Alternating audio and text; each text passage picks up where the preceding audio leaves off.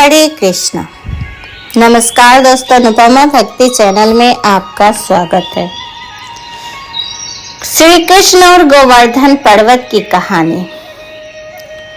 ये कहानी है इंद्रदेव के अभिमान को तोड़ने से जुड़ी। जब उन्होंने क्रोध में आकर ब्रज से विष्णु वारिस की तो भगवान श्री कृष्ण ने गोवर्धन पर्वत को अपनी एक उंगली पर उठा लिया था और सारे गोकुल वासियों की रक्षा की थी। ब्रजवासियों को अपने एक उंगली पर उन्होंने उठाया था गोवर्धन पर्वत।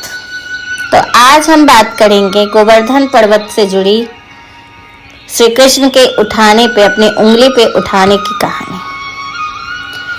वृंदावन में मथुरा आप घूमने जाती हैं तो आपने वहां देखा होगा प्रेम मंदिर। प्रेम मंदिर के बाहर ये सारे दृश्य शाम को चलते हैं। कृष्ण की सारी लीलाओं का वहां पे मूर्ति बनी है और उन सब में श्री कृष्ण का गोवर्धन पर्वत वही एक उंगली में उठाए हुए तस्वीर आपको मिल जाएगी, आप देखेंगे। तो आज हम बात कर रहे हैं श्री कृष्ण के गोवर्धन पर्वत उठाने के बारे में। भागवत और अन्य पुराण में श्री कृष्ण द्वारा गोवर्धन पर्वत को उठाने की एक रोचक कथा है। जब वे केवल एक छोटे से बालक थे तब की ये कहानी है। एक बार जब नंद महाराज सहित ब्रज के बुजुर्ग लोग भगवान इंद्र की पूजा की योजना बना रहे थे तब बालक श्री कृष्ण ने उनसे पूछा कि ऐसा क्यों कर रहे हैं। नंद महाराज ने कृष्ण को समझाया कि यह हर साल भगवान इंद्र को प्रसन्न करने के लिए किया जाता है ताकि वे आवश्यकता अनुसार वर्षा करके ब्रजवासियों पर कृपा करते रहे। लेकिन नन्हे कृष्ण ने तर्क दिया कि वे किसान हैं और उन्हें किसी भी प्राकृतिक घटना के लिए पूजा या बलिदान करने की बजाय खेती और अपने मवेशियों की रक्षा पर ध्यान केंद्रित करके अपनी पूरी क्षमता से अपना कर्तव्य या कर्म करना चाहिए।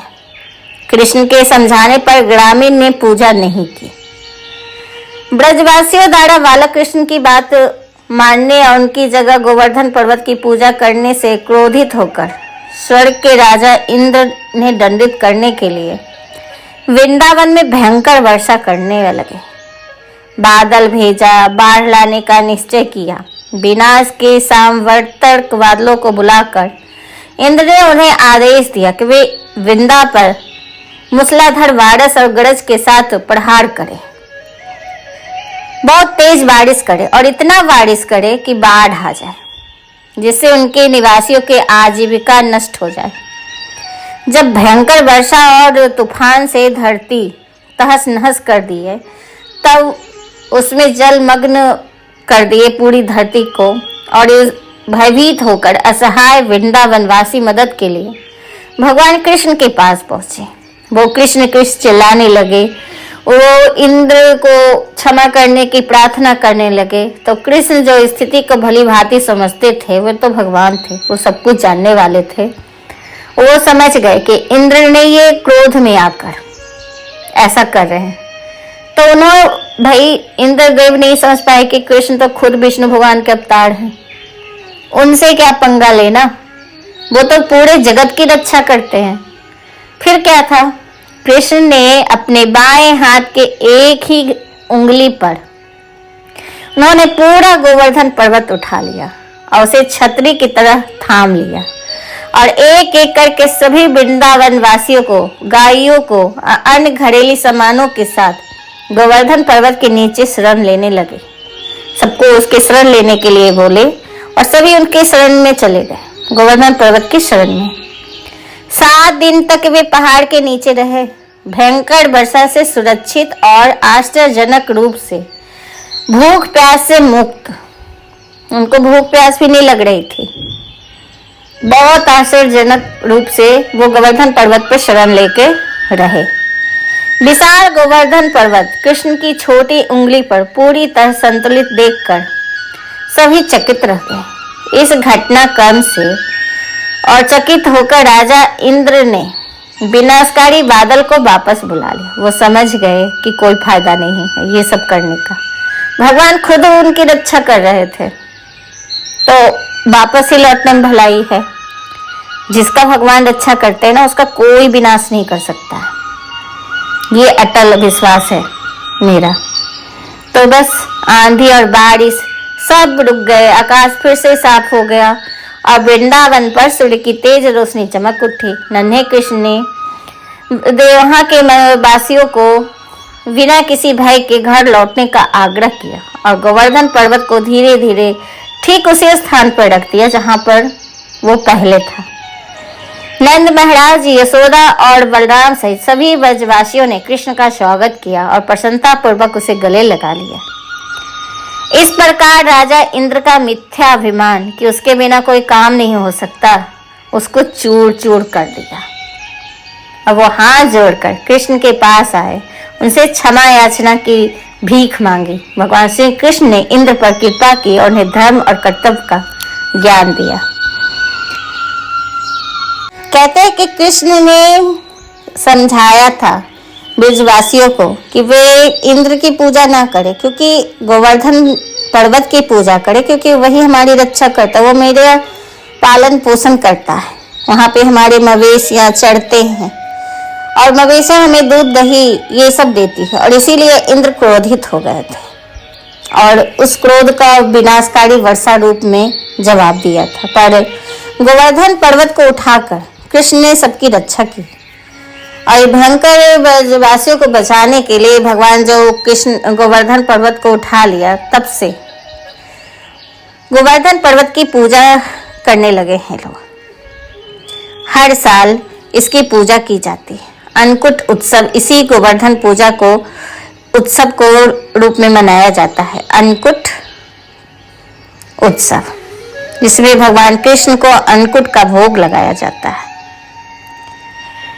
यह कथा हमें सिखाती है किसी को भी अपना सामर्थ्य पर घमंड नहीं करना चाहिए, हमेशा दूसरों की मदद करनी चाहिए। अगर आप किसी की भलाई कर रहे हैं तो वो भी आपकी भलाई एक ना एक दिन करेगा ही करेगा। भले ही वो जिस आदमी की आप भलाई किए हैं वो नहीं करेगा, लेकिन उसी आप जब कभी किस कष्ट में पड़ेंगे ना, तो किसी और के माध्यम से, लेकिन आपने अगर भलाई की है तो आपको भी उस भलाई का बदले में भलाई जरूर मिलेगी। भले ही जिस आदमी की भलाई की वो नहीं जाके करेगा, लेकिन कोई और आदमी के माध्यम से ही सही, पर आपके साथ अच्छा ही होगा, बुरा नहीं होगा।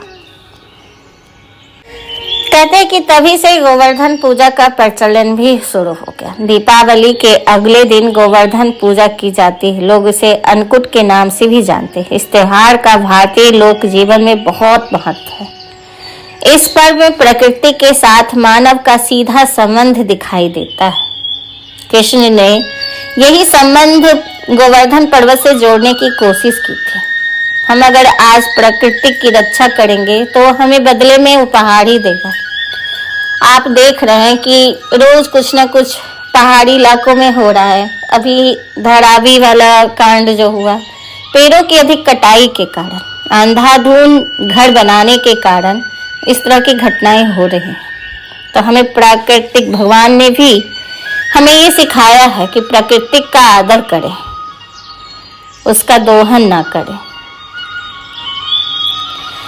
शास्त्रों में भी बताया गया है कि गाय पवित्र होती है, जैसे नदियों में गंगा, और गाय की देवी लक्ष्मी के स्वरूप को कहा गया है। देवी लक्ष्मी जिस प्रकार सुख समृद्धि प्रदान करते, उसी प्रकार गौ माता भी हमें दूध, स्वास्थ्य के लिए और घी, मक्खन, दही जैसे चीजें देती है। वो एक लक्ष्मी का ही रूप है।